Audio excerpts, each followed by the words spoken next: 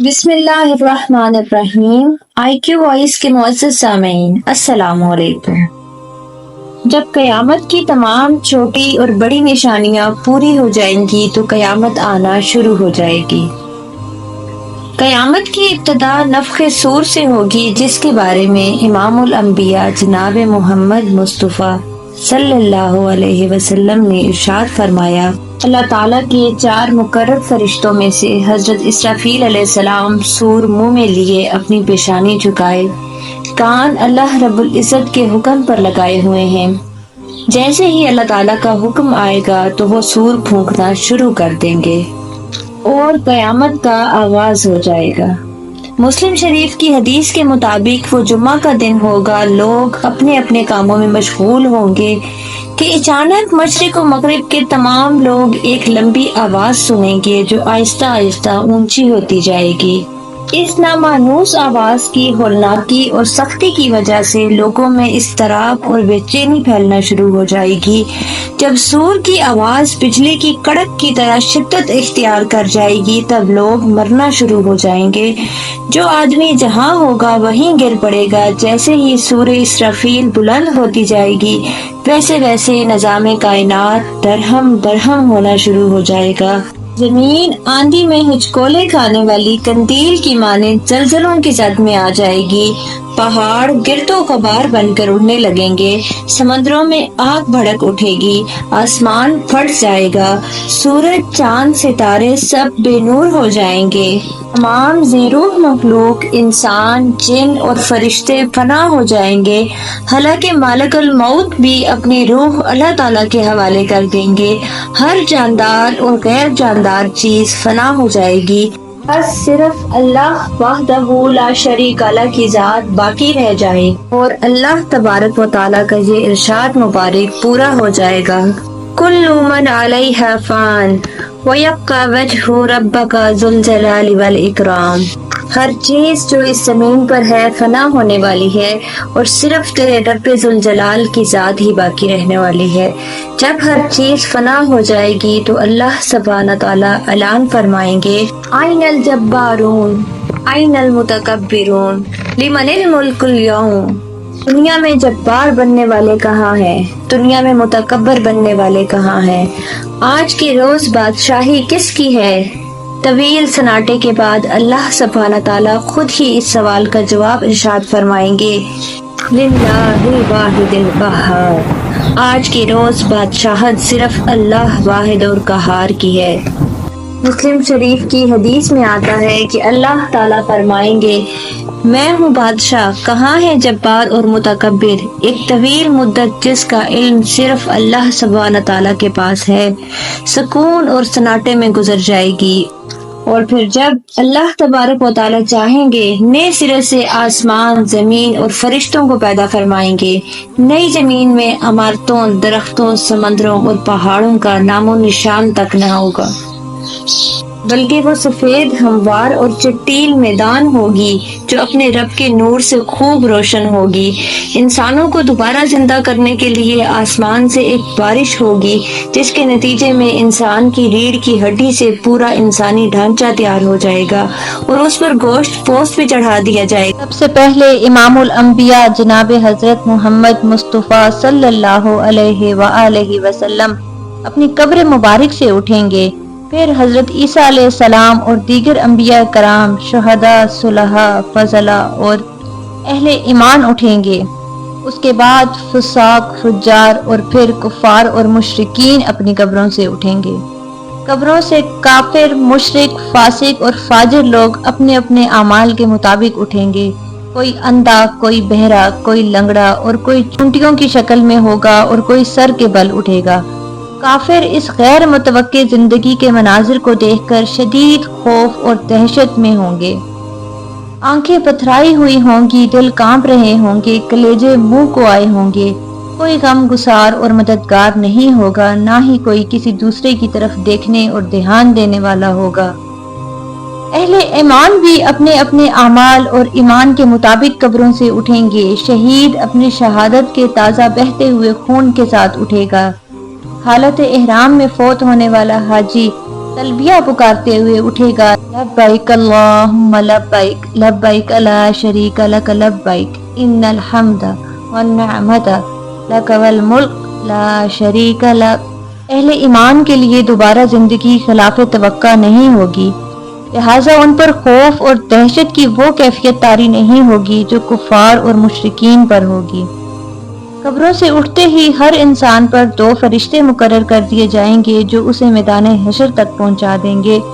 याद रहे, मुल्क शाम का इलाका मैदान हशर होगा, लोगों को अपनी अपनी कब्रों से उठकर वहीं पहुंचना होगा। कुफार में से जो लोग अपनी कब्रों में से अंधे ही उठेंगे वो ठोकरें खाते गिरते पड़ते वहां पहुंचेंगे।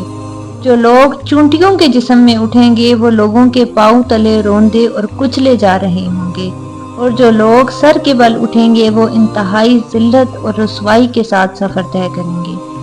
बाज काफरों को आग हाँक कर मैदान हशर में लेकर जाएगी। काफिर जहाँ कहीं थक कर हार कर रुकेंगे, आग भी उनके सर पर रुक जाएगी। जब वो चलेंगे तो आग भी उनके साथ चलना शुरू कर देगी।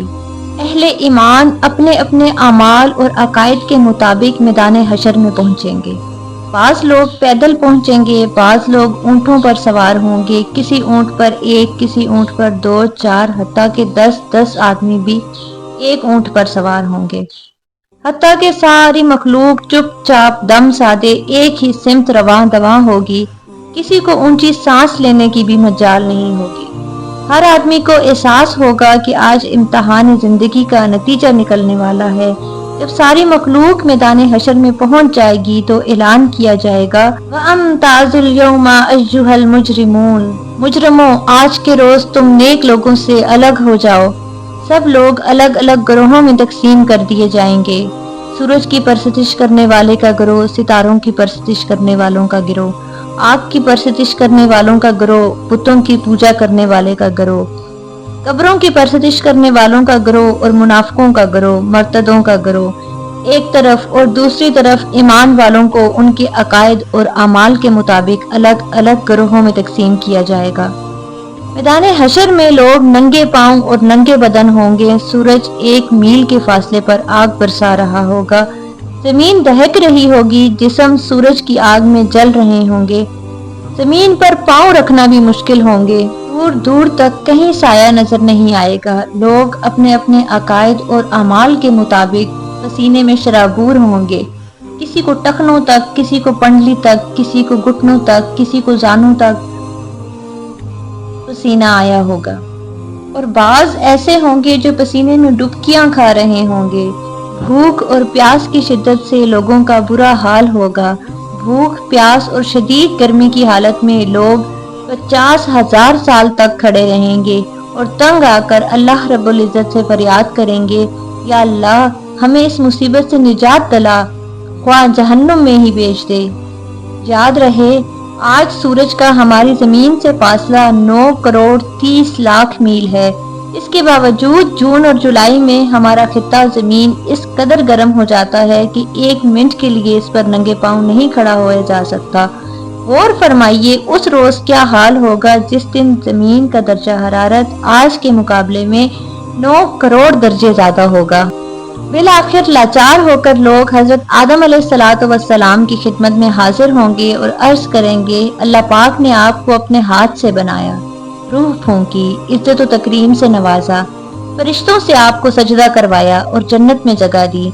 आज हमारे लिए सिफारिश कर दें कि अल्लाह ताला हिसाब किताब शुरू करके हमें हशर की तपती गर्मी से निजात दे दें।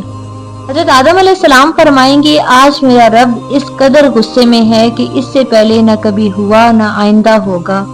मुझसे जन्नत में अल्लाह की नाफरमानी हुई थी जिसकी वजह से मुझे अपनी जान की फिक्र है, लिहाजा मैं सिफारिश नहीं कर सकता, तुम लोग नूह के पास चले जाओ। लोग हजरत नूह अलैहिस्सलाम की खिदमत में हाजिर होंगे और अपना मद्दुआ बयान करेंगे। नूह अलैहिस्सलाम भी यही कहेंगे कि आज मेरा रब इतने गुस्से में है कि इससे पहले कभी इतना गजबनाक नहीं हुआ। मैंने दुनिया में अपनी कौम के लिए बद्दुआ की थी जिसके नतीजे में वो कौम हलाक हो गई। मुझे अपनी जान की फिक्र है, लिहाजा मैं तुम्हारी सिफारिश नहीं कर सकता। तुम लोग इब्राहिम खलीलुल्लाह के पास चले जाओ, वो तुम्हारी सिफारिश कर देंगे। लोग अल्लाह के पैगंबर रसूल हजरत इब्राहिम खलीलुल्लाह की खिदमत में हाजिर होंगे। اور عرض کریں گے کہ آپ اللہ کے نبی اور اس کے خلیل ہیں، اپنے رب کے حضور ہماری سفارش کیجئے، آپ دیکھ رہے ہیں ہماری کیا حالت ہو رہی ہے۔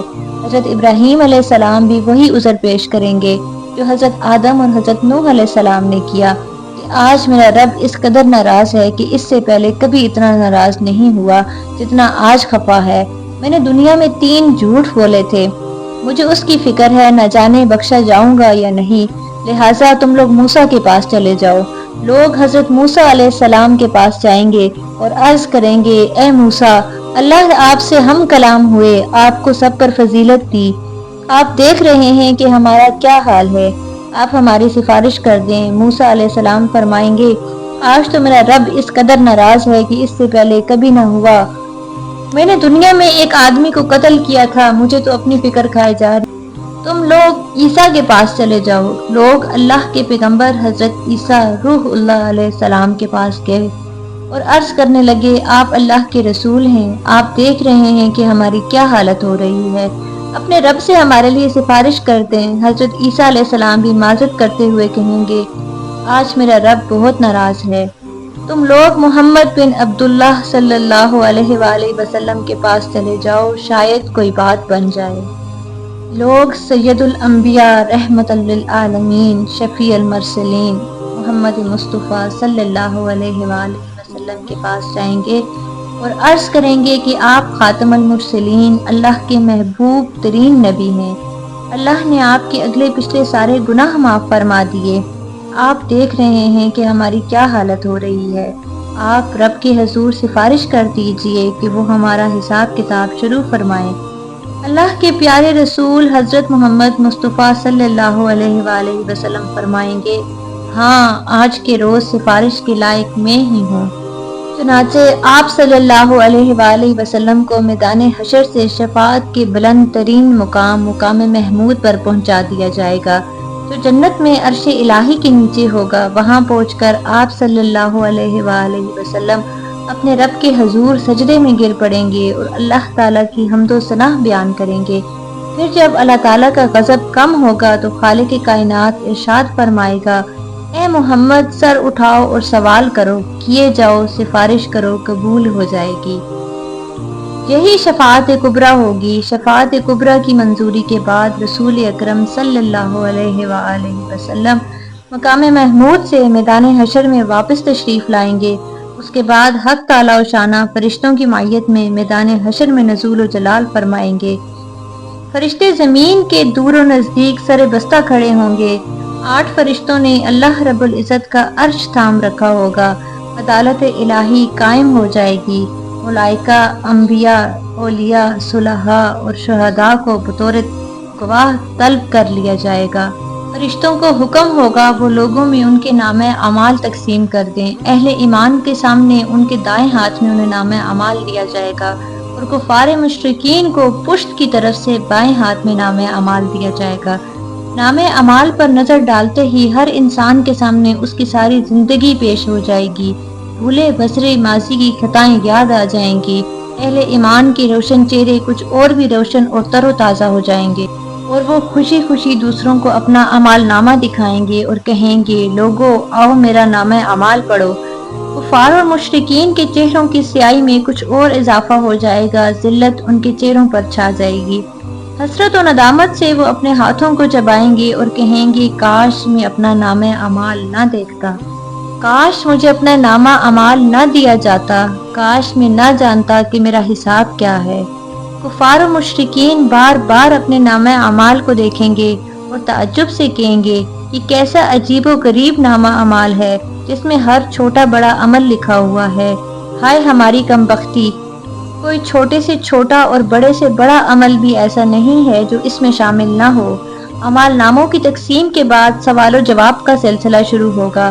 اللہ سبحانہ تعالیٰ جس سے چاہیں گے بغیر کسی ترجمان کے سوال کریں گے۔ سب سے پہلے مشرکوں سے پوچھا جائے گا، بتاؤ شرک کیوں کیا؟ مشرک انکار کر دیں گے اور اللہ کی قسم کھا کر کہیں گے کہ ہم نے کبھی شرک نہیں کیا۔ اللہ تعالیٰ ان کی زبانوں پر مہر لگا دیں گے اور ان کے اعضاء کو بولنے کا حکم دیں گے۔ تب مشرکوں کے اعضاء گواہی دیں گے، ہاں واقعی یہ شرک کرتے تھے، اور یوں ان پر جہنم واجب ہو جائے گی۔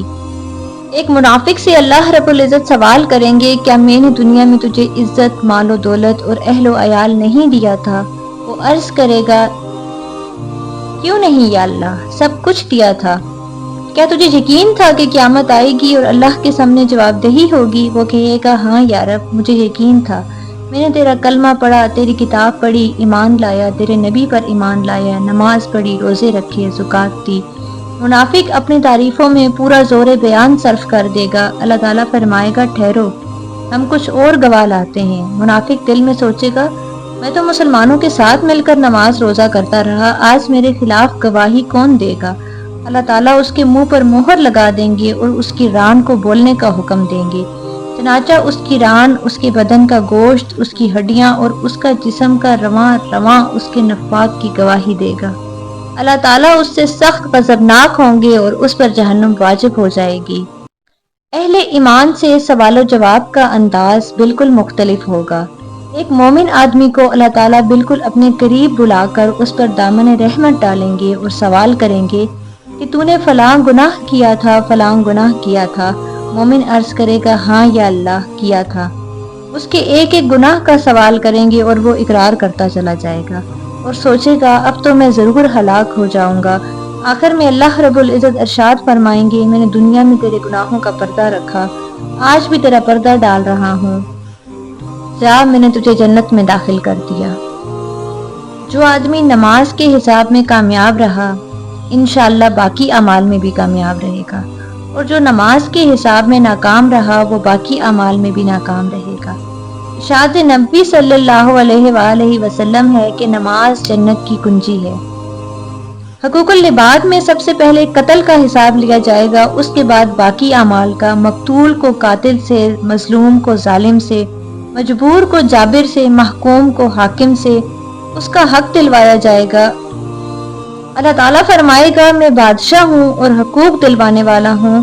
آج کوئی جہنمی اس وقت تک جہنم میں نہیں جا سکتا جب تک کسی جنتی کو بھی اس کا حق نہ دلوا دوں، اور کوئی جنتی اس وقت تک جنت میں نہیں جا سکتا جب تک کسی جہنمی کو اس کا حق نہ دلوا دوں۔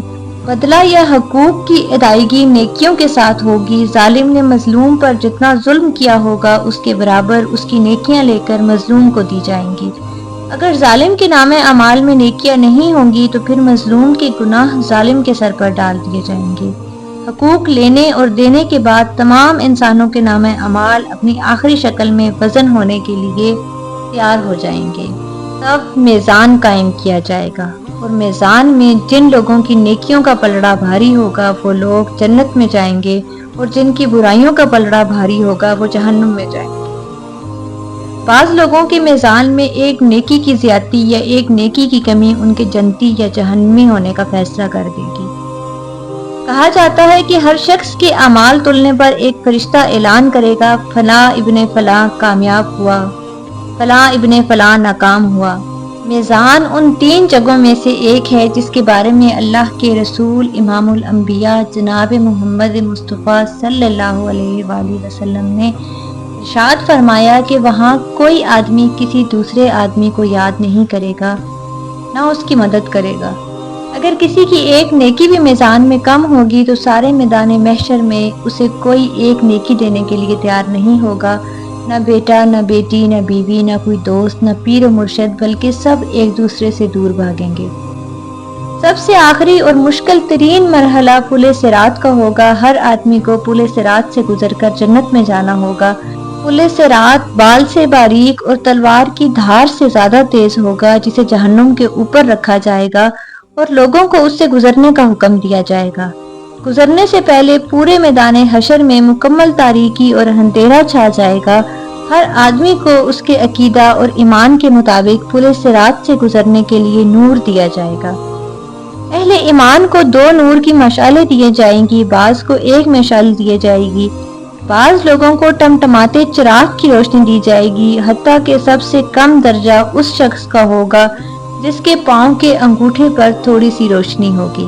جن مسلمانوں کے درمیان غلط فہمی یا کوئی گلہ شکوہ ہوگا، غصہ یا ناراضگی ہوگی، وہ دور کی جائے گی۔ جب سارے اہل ایمان پاک صاف ہو جائیں گے تب انہیں جنت میں داخل ہونے کی اجازت دی جائے گی۔ نبی کریم جناب محمد مصطفیٰ صلی اللہ علیہ وآلہ وسلم جنت کے دروازے پر تشریف لائیں گے۔ دروازہ کھلے گا، آپ اپنی امت سمیت جنت میں داخل ہو جائیں گے۔ جنت میں داخل ہونے کے بعد آپ کو اپنی امت کی فکر لاحق ہوگی۔ آپ اپنی امت کا حال دریافت فرمائیں گے جب آپ کو معلوم ہوگا کہ بے شمار امتی جہنم میں ہیں۔ آپ صلی اللہ علیہ وآلہ وسلم اللہ کے حضور سجدے میں گر پڑیں گے، اللہ تعالیٰ کی حمد و ثنا کر کے سفارش کی اجازت طلب کریں گے۔ طویل مدت سجدے میں گزارنے کے بعد حکم ہوگا، اے محمد جاؤ اپنی امت میں سے جن کے دل میں جو کہ دانے کے برابر بھی ایمان ہے انہیں جہنم سے نکال کر جنت میں داخل کر دو۔ رسول کریم صلی اللہ علیہ وآلہ وسلم اپنی امت کی کچھ برگزیدہ بندوں کے ساتھ جہنم کے دہانے پر جائیں گے، چنانچہ ایسے لوگ جن کے دل میں جو کہ دانے کے برابر ایمان ہوگا جہنم سے نکال لیے جائیں گے۔ اس وقت حضرت محمد صلی اللہ علیہ وآلہ وسلم کی امت اہل جنت کا 1/4 ہوگی۔ آپ کی سفارش دیکھ کر دیگر انبیاء کرام بھی اپنی اپنی امتوں کی سفارش کریں گے۔ امت محمدیہ کے علماء، شہداء، اولیاء اور صلحاء کو بھی شفاعت کی اجازت دی جائے گی اور وہ بھی اپنے اپنے عزیز و اقارب اور جان پہچان کے لوگوں کی سفارش کروا کر انہیں جنت میں لے جائیں گے۔ رسول کریم صلی اللہ علیہ وآلہ وسلم جنت میں واپس پہنچ کر پھر امت کے بارے میں سوال کریں گے کہ اب میری امت میں سے کتنے آدمی جہنم میں باقی ہیں؟ آپ کو بتایا جائے گا ابھی تو ہزارہا لوگ تعداد میں جہنم میں ہیں۔ آپ پھر سفارش کے لیے سجدہ میں گر پڑیں گے، اتنے شفاعت ملے گا آپ کی امت کے وہ لوگ جن کے دل میں رائی کے برابر بھی ایمان ہے انہیں بھی نکال کر لے جائیں۔ آپ حسب سابق جہنم کے دہانے پر جائیں گے اور رائی کے برابر ایمان والوں کو بھی جہنم سے نکلوا کر جنت میں لے آئیں گے۔ تب آپ کی امت اہل جنت کا 1/3 ہو جائے گی۔ آپ پھر استغفار فرمائیں گے اور پوچھیں گے، بتاؤ میری امت کے کتنے افراد ابھی جہنم میں ہیں؟ آپ کو بتایا جائے گا ابھی تو ہزاروں امتی جہنم میں ہیں۔ آپ پھر استغفار کریں گے، پھر آپ کو اذن شفاعت ملے گا اور کہا جائے گا رائی کے دانے سے کم درجہ کے ایمان رکھنے والے امتیوں کو بھی جہنم سے نکال لیجئے۔ تب آپ کی امت اہل جنت کی نصف تعداد کے مطابق ہو جائے گی۔ چوتھی مرتبہ پھر جب رسول کریم صلی اللہ علیہ وآلہ وسلم ان لوگوں کے لیے اتنے شفاعت طلب کریں گے، اللہ رب العزت فرمائیں گے کہ جنہوں نے ساری زندگی میں صرف ایک بار لا الہ الا اللہ پڑھا ہوگا، میری عزت و جلال و کبریائی کی قسم جس نے لا الہ الا اللہ کہا ہے اسے میں خود جہنم سے نکالوں گا۔ آخر میں اللہ پاک انہیں خود جہنم سے نکال کر جنت میں داخل کر دیں گے جنہوں نے لا الہ الا اللہ کہا ہوگا۔ جنتی لوگ اس آخری گروہ کو انا الرحمن یعنی رحمان کے آزاد کردہ کہہ کر پکاریں گے۔ شفاعت کا سلسلہ جب مکمل ہو جائے گا اور تمام اہل جنت جنت میں داخل ہو جائیں گے، تب اہل جنت میں اپنی اولادوں اور عزیزوں سے ملنے کا تجسس پیدا ہوگا اور وہ انہیں ملنے اور انہیں دیکھنے کی خواہش کا اظہار کریں گے۔ ارشاد باری تعالیٰ ہوگا، اولادوں کو ان کے والدین سے ملا دیا جائے، چنانچہ تمام اہل جنت کے اہل و عیال کو ایک جگہ اکٹھا کر دیا جائے گا۔ اہل جنت کے جنت میں آباد ہونے کے بعد اور اہل جہنم کے جہنم میں آباد ہونے کے بعد سب کو آواز دی جائے گی، اے اہل جنت جنت کے کنارے پر آ جاؤ، اے اہل جہنم جہنم کے کنارے پر آ جاؤ۔ دونوں فریق جب کناروں پر پہنچیں گے، ایک سفید مینڈا لایا جائے گا، اس کے بارے میں سوال کیا جائے گا، اے اہل جنت اور جہنم بتاؤ یہ کون ہے؟ وہ کہیں گے یا اللہ یہ موت ہے۔ اس کے بعد اللہ تعالیٰ اس مینڈے کو ذبح کرنے کا حکم دیں گے۔ مینڈے کو ذبح کرنے کے بعد اعلان کیا جائے گا، اے جنت والو تمہارے لیے ہمیشہ ہمیشہ کے لیے جنت ہے، تمہیں کبھی موت نہیں آئے گی، اور اے جہنم والو تمہارے لیے ہمیشہ ہمیشہ کے لیے آگ ہے، تمہیں بھی کبھی موت نہیں آئے گی۔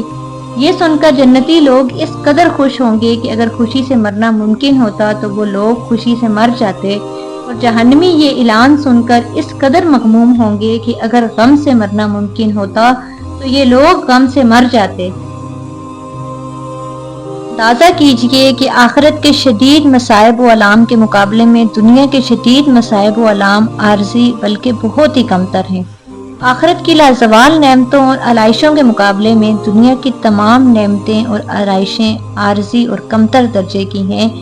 بس عقل مند وہی ہے جو دنیا کے مصائب سے تنگ آ کر اللہ کی نافرمانی نہ کرے اور نہ ہی دنیا کی رنگینیوں میں پڑ کے اللہ اور اس کے رسول کو ناراض کر بیٹھے، بلکہ دونوں صورتوں میں اس کی نگاہ آخرت میں آنے والے مراحل پر رہنی چاہیے۔ حضور اکرم صلی اللہ علیہ وآلہ وسلم نے فرمایا، مومنوں میں سب سے عقل مند وہ ہے جو موت کو سب سے زیادہ یاد کرے اور موت کے بعد کی زندگی کی تیاری کرتا ہو، وہ سب سے عقل مند ہے۔ ناظرین، آخر میں اس امر کی وضاحت ضروری ہے کہ نفخ اولیٰ سے لے کر جنت و جہنم کے تمام مراحل کی ترتیب ٹھیک صرف اللہ رب العزت کو معلوم ہے۔ آخر میں اللہ رب العزت سے دعا ہے کہ پروردگار عالم ہمیں آخرت کی تیاری کی توفیق عطا فرمائے، ہمیں آخرت کی تیاری کی توفیق عطا فرمائے۔ دیکھتے رہیے IQ Voice 59۔ اللہ تعالیٰ آپ کا حامی و ناصر ہو۔ خدا حافظ۔